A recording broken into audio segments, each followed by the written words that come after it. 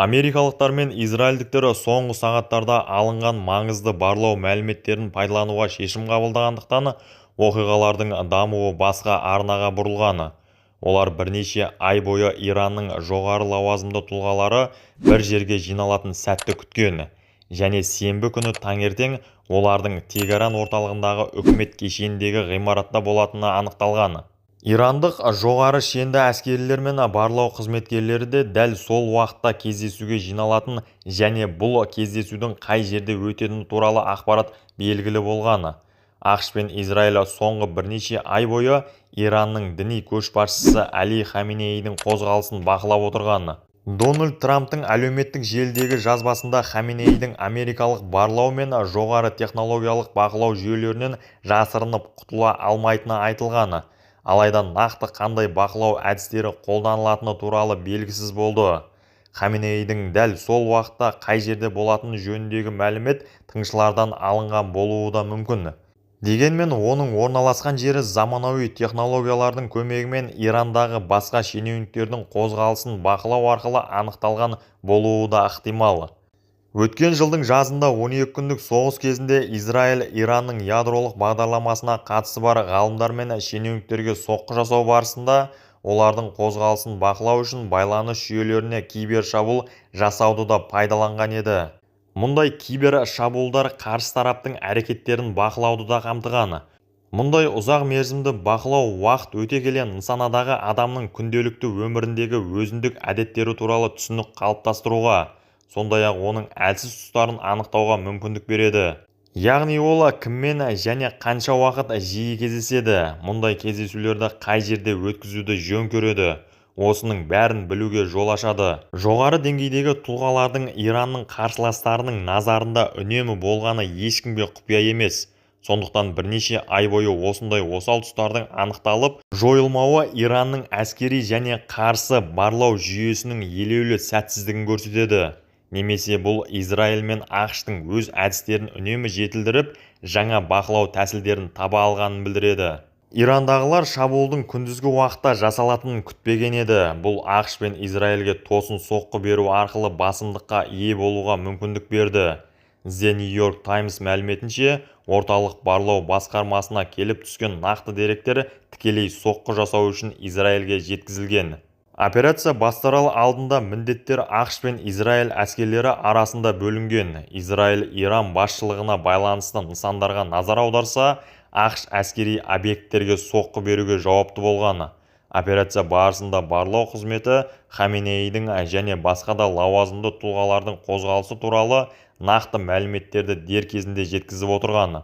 Бұл шабуылды алыс қашықтықтан ұшыратын зымырандармен жабдықталған жойғыш ұшақтар арқылы жоспарлауға мүмкіндік беріп, шешуші рөл атқарған.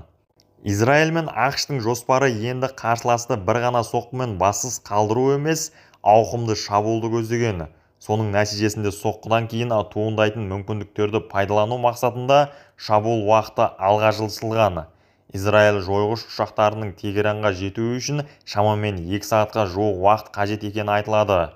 Алайда олардың зымырандары нақты қандай қашықтықтан ұшырғаны әзірге белгісіз. Хабарларға қарағанда шешім қабылданғаннан кейін Израиль жойғыштары жергілікті уақыт бойынша шамамен сағат 9-дар шамасында үкімет ғимараттары орналасқан кешенге 30-ға жуық қуатты бомба тастаған. Жер астындағы бункерді пайдалануы мүмкін деген түсінікке сүйене отырып, осындай шешім қабылданған.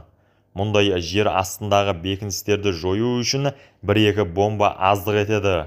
Иран астанасындағы басқа нысандар, соның ішіндегі президент Масуд Пезешкианның кеңсесі де соққыға ұшыраған.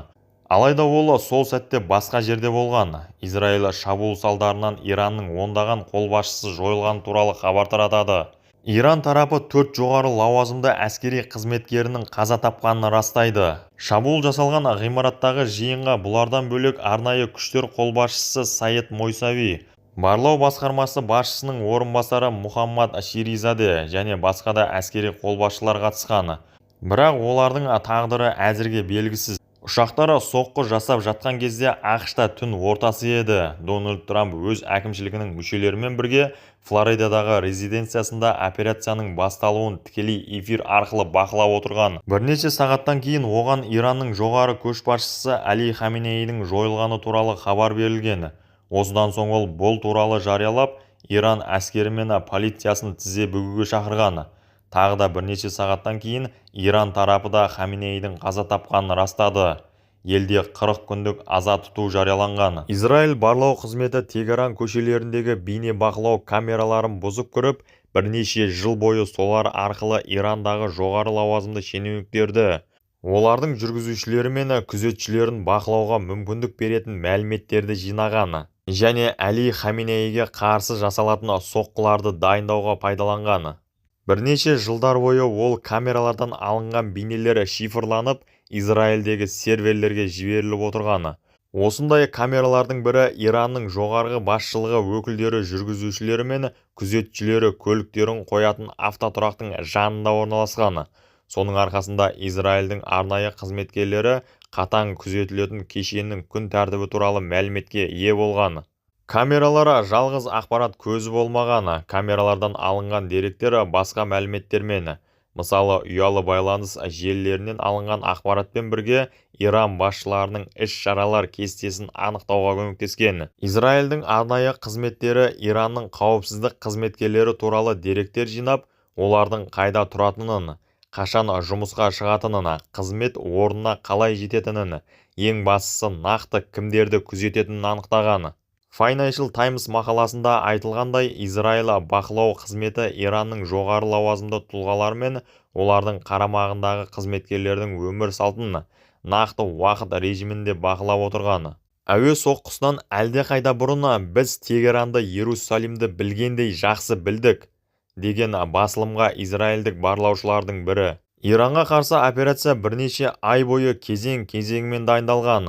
Оны бастау туралы шешім ақш пен Израиль барлау қызметтері 28 ақпан таңында Тегерандағы резиденциясында Әли Хаменей жоғары лауазымды тұлғалармен кездесу өткізетін туралы расталған ақпаратты қолға түсіргеннен кейін қабылданған. Израиль тарапы бұл мәліметтерді бейне бақылау камералары арқылы алған, ал америкалықтарға ақпаратты Иран ішіндегі тыңшылар жеткізген. Дональд Трамп өз ұшағымен Техасқа ұшып бара жатқан кезде бомбалауды бастау туралы бұйрық берген.